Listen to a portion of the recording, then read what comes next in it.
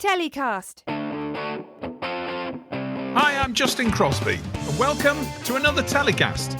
My guest on this week's show is UK-based producer Danny Fenton. In a wide-ranging chat, we discuss how he's keeping leading factual indie Zig Zag Productions afloat in the stormy seas of today's TV market. It's coming right up on this week's Telecast. My guest on this week's show is boss of UK indie and renowned international TV exec, Danny Fenton from Zig Zag Productions. Hi, Danny. How are you doing? It's good to be back. I think I may have been on one of the very first ever telecasts back in the days of the global pandemic, if you remember that. I do. And it seems like I'm back again to be the Grim Reaper. It does feel like a lifetime ago. You're right. And you're right. I'll have to go back and find out exactly which show it was. But it's brilliant that you're finding time to have another chat for the show, Danny. Really appreciate your time. How are things with you? How's Zig Zag? I'd be lying if I said it's been easy. I think everybody knows that the industry's been through a tumultuous period. I think back in the time when I last did telecast, we were all worried about what was about to come with the industry and everything being in lockdown. As it happens, we had that boom post-COVID. And the way I describe it is, I think pre-COVID, we imagined that the TV industry was on a seesaw and that the streamers would sort of go up in their spending and that the linear channels would go down, but they'd sort of balance themselves out. We'd get the money from the streamers that we were losing from the linear channels. Actually, what happened, which was something of a miracle, is that both sides of the seesaw went up at the same time. So we saw money going up on linear and money going up on the streamers. And it was a halcyon period, although unfortunately it was a blip. And now what we've seen, post-COVID, post-Brexit, post a war in Europe, post-economic downturn and cost of living crisis, and now with a writers and an actors strike, is that both sides of the seesaw have come down at the same time. So we're seeing the streamers don't have money because subscriptions are down and therefore budgets are down, and the broadcasters don't have money because advertising revenue is down. And so we're in this unfortunate perfect storm where everything that could go wrong has gone wrong. Having said all of that, go back to your original question, how was Zig Zag? As they say in America, we zig while others zag. So we've had to find ways to pivot and do things in a different way. Some of that has involved doing more work in other countries.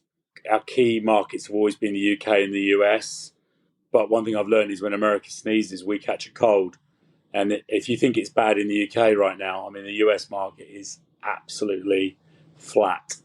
So we've been working in, let's say, maybe less fashionable places, and sometimes one could say morally questionable places, or whether you would choose to work there or not. But we've been producing a series in China, majority funded by the Chinese. We're also working in Saudi Arabia, which I think a lot of people are now looking at. And actually, there's a bit of a space race going on in the Middle East. So between the Saudis, the Qataris, the Bahrainis, they're all offering incentives to film there. And then we've always had a good relationship in South Africa, and we've continued to develop and progress there, and also in Israel. So the short answer, which I've given you a very long-winded answer, is we are looking at other territories, and we're doing more brand-funded content. We've been doing more feature documentaries, which is a new area for us, but there are tax incentives for those theatrical release documentaries. And we are talking to a lot of investment funds who are interested in investing, especially in feature documentaries. So that in a nutshell is how is Zig Zag. Right. Okay. Well, I've always known you as an entrepreneurial producer, Danny, and it doesn't surprise me that rather than waiting for the market to come back, you're going out there and finding the opportunities in probably more obscure places and building relationships and building new clients out there. In terms of the content you're producing, you've been well known for working in the sports space as well as factual and factual entertainment. Are those still the genres that you're very much focused on? They're definitely key genres for us. Zig Zag will be going into its 25th year from November. I think a lot of the companies that were around when we started no longer exist, or they've been consumed into other companies. So we've had to keep writing the next chapter of the story. We have to keep reinventing ourselves to stay relevant. Sport has always been a strong suit for us because we're passionate sports fans, and sports documentaries in particular have become, a very big genre. True crime is a genre we've got into sort of relatively recently, but as you see, it's still a very strong genre. There are a lot of territories buying true crime. Feature documentaries, whether they be sport, true crime, or other, I think is a new area for us. We continue to do fact and entertainment formats, but I would say that where historically we've tried to be 50-50 formats to factual, during the post-pandemic years, I think factual has been a stronger suit for us, and it's a quicker reach and an easier goal. So I'd say, on balance, we've been doing more factual across the board, but we're looking to sort of ramp up our format side again. Coming back to what you were saying about both sides of the seesaw coming down at the same time, I think it's a really good analogy, really good description of the scenario that the industry finds itself in right now. The one thing that you didn't mention was PSBs. And PSBs feel to me, as an onlooker in this space, is that they've always been there. They've always had their budgets, although reducing slightly, but they feel a little bit more of a force now because their budgets are more ring fenced and less subject to market conditions than a lot of the commercial broadcasters. I mean, is that an accurate statement? Do you think? Is that how you're seeing it? I think it's a good point you make, and obviously they're less at the whim of market forces. Unfortunately, and I'm talking specifically here about the UK, but I think this is actually globally an issue. PSBs are under more political pressure than they've ever been. The license fee will be up for renewal. There's obviously been a lot of pressure on Channel 4 and BBC, who are both, have PSB remits from government. The BBC have stated publicly they need to slash their budgets considerably. And Channel 4, has been in this state of paralysis for quite a while now. And, people are obviously hoping and waiting for Channel 4 to open up the purse strings again. Unfortunately, I wish that the PSBs were the saving grace, but they're not, and actually the UK PSBs are stronger than most international ones. PBS in America has been under, a lot of pressure, particularly from the previous government, from Trump's regime. But if you look at audience share and budget of PSBs globally, unfortunately, it's been coming down. Well, coming back to what you were saying about going to the more farther flung markets and less obvious markets, let's say, China, certainly for UK producers, has always seemed to be quite a hard nut to crack. I mean, you're looking at it, huge opportunity, massive middle class, and just a huge market to access. With that comes an awful lot of challenges. We've seen format theft. We've seen over the years, lots of other challenges when it comes to IP. And actually, the understanding of how the Chinese market and the UK producer can work together. And we also, obviously, we've seen censorship, completely change the game at a moment's notice. So it's interesting to see that you're going back in there at a time when arguably UK and China government relations is at its lowest ebb for a number of years. How are you getting that project going? And do you need to set up a joint venture, or how does that work? I mean, sometimes out of adversity comes opportunity. And, again, in the name Zig Zag, to go in the opposite direction to other people. I think a lot of people, a lot of British producers especially, gave up on China. I think it became very, very difficult to get projects away there. And in all honesty, I think Zig Zag had probably been to China in the 5 years pre the pandemic about a dozen times. And somebody once said to me, you need to do 23 meetings before you get a show away in China, which, I don't think many people have got the time or the energy to do that. And because of the pandemic, obviously we weren't going to China, and we were sort of at the point where, we thought we should focus our energies elsewhere. But the beauty of our industry, and maybe the beauty of the longevity of our company, is that you plant a lot of seeds and you don't know where the shoots are going to pop up. And we'd been talking for a number of years about doing a travel adventure series in China following the Great Wall. And it actually happened that we partnered up with Bowman Bridge, who are a Singapore-based company with very good relationships in China. And they had a young talent, Ash Dykes, who's a young up-and-coming British adventurer, a Bear Grylls, if you would like, for the 21st century. And Ash had actually done a show walking the Yangtze previously in China, so he was well liked in China. He actually learned Mandarin, which was quite an amazing thing. So they brought Ash, and they brought their relationship, and they were prepared to also bring some funding. They helped broker the deal with CICC and CCTV in China, who already knew us and knew of this project for several years. And we managed to do a deal to do the post-production in Australia. I mean, this is the nature of doing deals these days, is you have to come up with quite complex patchwork of partners. And then, of course, as soon as we got the project up and running, we went into lockdown. It's been a project that's been blighted by lockdown, and the lockdown in China has been more severe than many other places. So Ash went in. We weren't able to send anybody else in other than the presenter. We had to hire local English-speaking crew. Ash was in lockdown for 3 weeks, I think, initially when he went in. They went in and out of lockdown during the production, but we managed to follow the route of the Great Wall through mountain, jungle, desert, and underwater. And we're just, as I speak, delivering the final episodes of the series, and it'll be released at MIPCOM.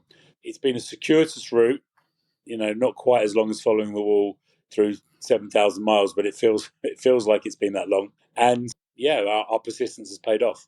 Well, that's a good analogy for the efforts that you've gone through to make the show work. And how's that working for distribution outside of China? Do you retain the rights to do that, or how's the Bowman Bridge relationship work when it comes to distribution rights? Yeah, so Bowman Bridge have the distribution rights outside of China. CCTV, I think, will be airing it on their documentary channel in China as of next month. So in and around MIPCOM, and Bowman Bridge obviously will be selling it hard at MIPCOM. And we have already some UK, Australian, US interest in it. So we're very hopeful. It's a great story. I mean, when it comes to the other territories you mentioned, yes, how does doing business in Bahrain or Saudi or Qatar or some of these other territories, how does doing business in the Middle East differ? You're talking about incentives, and I think it's a huge opportunity for any producer now to look at incentives that are offered right around the world and see how that can enable their project to work from a financial perspective. But when you're doing deals with local broadcasters, local producers, are you finding specifically in the Middle East that is an easy relationship? Because what we're talking is, you as a very experienced UK producer going into a market that doesn't traditionally partner with the UK or commission, for example, UK-based projects. How's that work for you? I think it's a very complicated market, and it's not a market Zig Zag had been very active in previously. I mean, we had sold some formats there, but we'd never produced anything in the Middle East. As I said, with the UK and the US markets being very flat, it doesn't take much to notice that the Middle East is very active, not just in the media space, but as we're seeing in the sports space as well, with the World Cup having been in Qatar, the Saudi football explosion. And so we, tentatively started to make approaches. And what I found out was that there is a bit of a space race happening in the Middle East. So I think, Dubai and Abu Dhabi were the first movers, and they offered incentives. And a lot of producers have been producing in Abu Dhabi and Dubai. But what the Bahrainis have been doing is they've been offering, I believe, sort of 30% cash rebate to go and film in Bahrain. And then the Qataris, trying to be competitive, have been offering up to 40% cash rebate. And then the Saudis, wishing to trump everybody, have been offering 50% cash rebate, which obviously, for any producer is attractive. But even more so, if you've ever sort of done co-pros that are based on tax rebates, such as in Canada, it's a very paper-heavy, form-filling in process, of which you may not even get your rebate for months or years afterwards. And if you don't fill in the paperwork correctly, you don't get it at all. What I found out in Saudi, and it's via having lots of conversations with lots of different people and meeting and talking to a lot of producers and state bodies, is that with Saudi, and this is based on spend in Saudi, they'll actually give you the rebate up front, or quite a lot of it up front. So you have your money to make your production in advance rather than having to wait to claim it back, which is also very attractive. With Saudi, we've been talking with various state bodies, but then also talking to various producers, and in the end, the planets lined up as such that there was a producer that really wanted to partner with us, and there was a studio that wanted us to go and film there. And we've actually, myself and a couple of colleagues, have been out to Saudi about a month ago. I mean, it was an amazing experience, quite an eye-opener of an experience.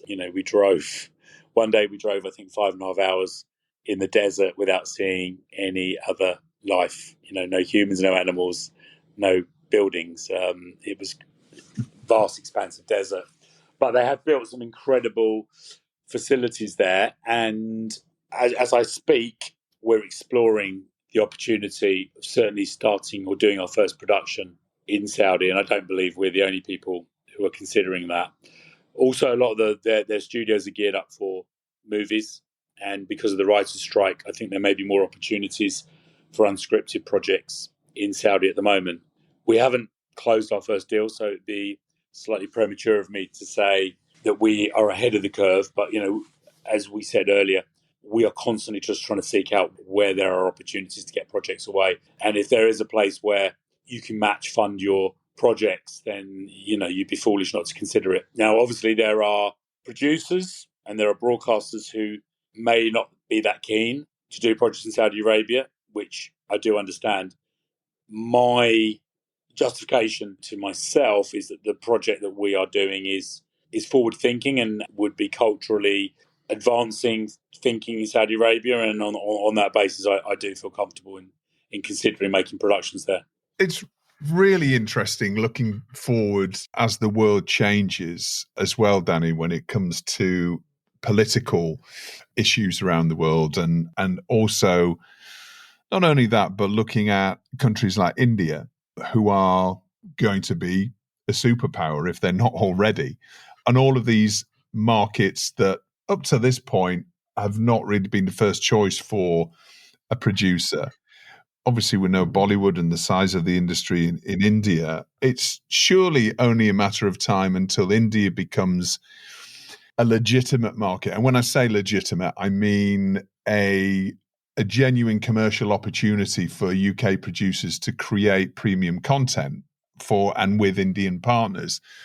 And many of these countries, as you say, do have regimes or other issues that don't necessarily align with traditional Western issues. And that's potentially just something that we're going to have to get used to, isn't it? You talk about the BRIC economies, and that's really, they seem to be really gathering speed now and becoming real players on the international marketplace, and more so in content. I went to India in December of last year on holiday, but I managed to tag on about half a dozen meetings. Of course you would, Danny. I wouldn't expect anything else of you. Just to get the temperature of the industry there. And look, there is money in India. English is the most spoken language, I believe, even though obviously there are a lot of other languages and dialects there. But there's a commonality. Most of the people in the TV industry do speak English. They in India obviously have had historically a similar reputation to China, that difficult to sell into, a lot of copycat formats, etc. But I think they are definitely emerging as a superpower within the media industry. I think there's a lot of Bollywood films now being filmed in the UK, and I am keeping close tabs on India as an emerging market, but I wouldn't as yet put India on the same par as the Middle East countries, because they're not quite offering the same incentives to UK producers that the Middle East countries are. And I suppose the nature of our business is we are an international business. As you very kindly said, I've always been very internationally focused, but I've always tried to look beyond our borders at where the opportunities are. British producers especially are very highly thought of internationally, and it's about trying to tap into where those opportunities are. And stocks do rise and fall. I went on a pack trip also to Brazil, and to Russia as well. And I thought that those other BRIC countries, Brazil and Russia, would emerge. And for obvious reasons, with Russia's situation, that hasn't emerged. And with Brazil, it's a very unique market. It's a Portuguese-speaking market, and it's quite hard to crack. So it's about just trying to monitor where are the places that offer the best opportunities. So what we're talking about is obviously being more entrepreneurial, but also trying to find savings and taking opportunity of those investments, because as we know, TV is a pretty expensive thing to produce when you're a manufacturer of TV content. Is that your advice to other indies then in terms of weathering this storm? Because it is pretty difficult. Everybody speaking to is finding the same situation, and you're obviously looking further afield and reaping the rewards of work that you've done in the past and travel that you've done in the past. But in terms of UK indies now, in terms of creating content, they may have to be creating for different clients, but also potentially working with different price points that they might prefer to be working with. Is that the focus, do you think, for UK indies is to look more towards cost savings and become more entrepreneurial in order to weather this storm? Look, I think that is a necessity, and I don't want to overstate our success, because in reality, it's a struggle. It's a battle for us as much as anybody else. And I admire anybody who can keep their head above water. And in the period since we last spoke, Justin, there's been a number of significant production companies who no longer exist. Icon Films, a company I admired greatly, and several others, who've disappeared. And I do worry, not just for ourselves, but I worry generally that the longer this situation goes on, the more companies are going to struggle. Whether that's true independent companies like ourselves who don't have the safety net, of a parent company, or bigger conglomerates who will slowly but surely do away with certain brands to make things more cost effective. Yes, a key is to try and make production cheaper, but the problem is if you make production cheaper, your margins will go down. So it becomes even more difficult to make a profit, and it becomes a vicious circle. Hence, my view is, I've always said, don't sweat the small stuff. Try and find where the money is, which is easier said than done, and try and keep making stuff at the level that you're making it at. One of the other territories that I mentioned that we're working in South Africa, I've got a lot of time and enthusiasm for South Africa as a market, because they've got some very talented practitioners there. It's very cheap to produce content there. And again, it's an English-speaking market. So at MIPCOM, we are going to be meeting up with our South African partners, and we are planning to produce a show in South Africa, hopefully, in the next few months. Again, it's not easy for every producer to jump on a plane and go and visit these places. But, one of the positive byproducts of the pandemic is you can contact anybody now virtually. And I think it's more about a mindset and not thinking within your own borders. So we're also looking at the rise of AI, and everyone's talking about artificial intelligence in TV production, and the number of events that are focusing on this very subject over the next few months is crazy. They can't seem to turn a corner without one. How's your relationship with AI? Are you utilizing AI at this point, and can you see yourself doing more of it in the future? I suppose that's an obvious question. I mean, to be honest with you, I'm a Luddite, so I'm almost the worst person to ask the question to, even though I'm chairing a panel on it at the PAC conference tomorrow. But I trust in the people who work with me who are more tech savvy, and they are telling me that we are using AI in many different ways, whether it's using ChatGPT to come up with titles for shows or even ideas for shows, to writing, transcript of shows or translating shows. I saw this quote recently as a sneak preview of what I was going to say tomorrow. I love this quote, which is, AI won't replace you, but someone using it will. And I really think that it'd be naive not to embrace it. And I think obviously a lot of the press around AI has been AI is coming for your job. AI is going to replace you. And I think that's the narrative that we need to change. We need to look at what the pros are of AI, what the future is of AI, and how we can embrace it. And as somebody said to me the other day, for the Gen Z future people in our industry, AI is going to be second nature to them. They're just, it's just going to be something they're going to use without thinking. So the sooner we embrace it, the better.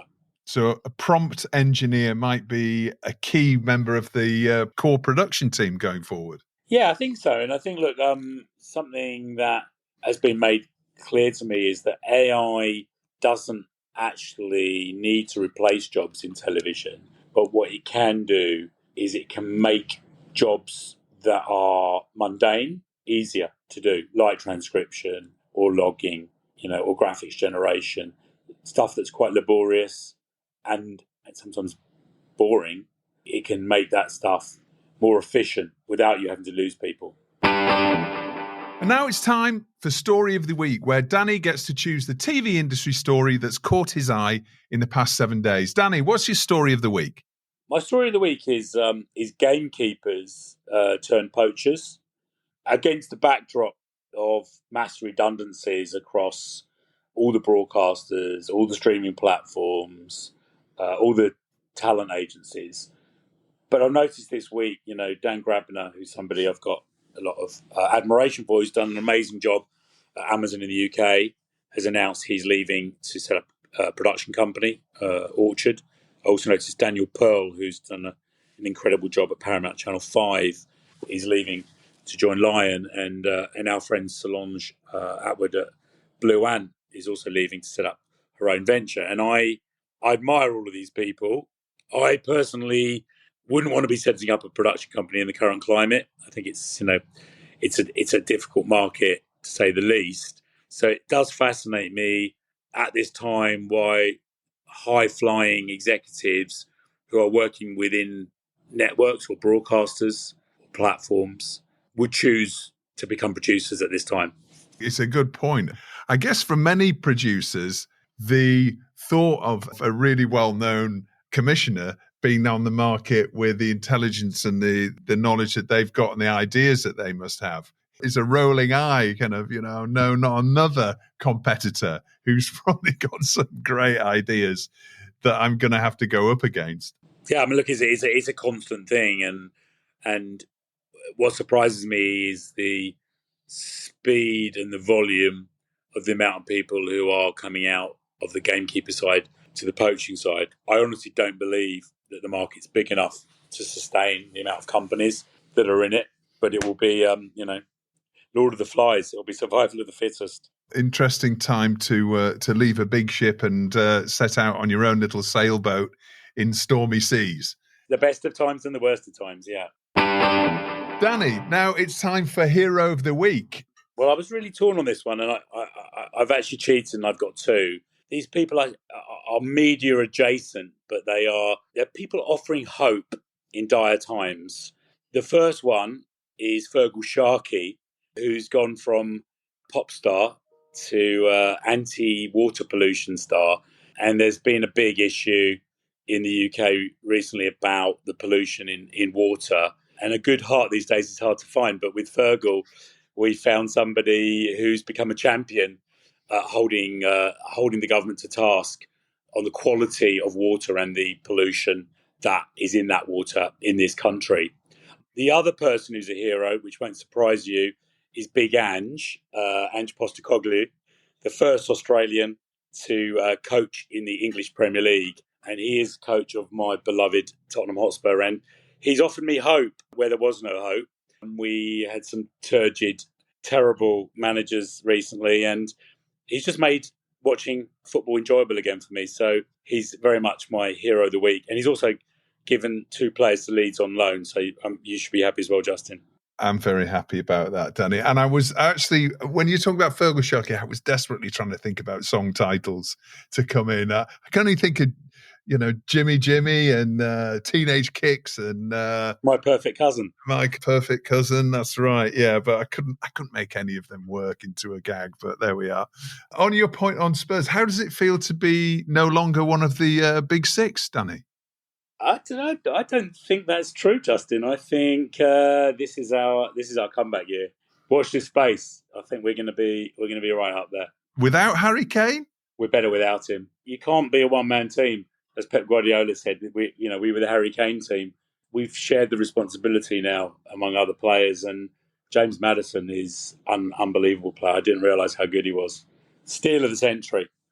Well, I'm sure we're going to carry on more football talk, Danny, at MIPCOM and at one of the many events that I know that you're attending over the next few weeks. Good luck with, battling the high seas of the TV industry right now. It's always great to get some ideas and to speak to somebody who's really going above and beyond and looking perhaps outside the more obvious places to build their business and to take their business forward. So hopefully that's given a few tips, a few ideas for listening producers. Maybe look to other markets and other genres and other opportunities wider afield than your immediate territory. But thanks again, Danny. All the best. Great to speak to you. And hopefully next time when we speak to you on the show, we'll be in the broad sunlit uplands of a TV boom. And Tottenham will be top of the league. There we go. All right. Cheers, Danny. Cheers, Justin.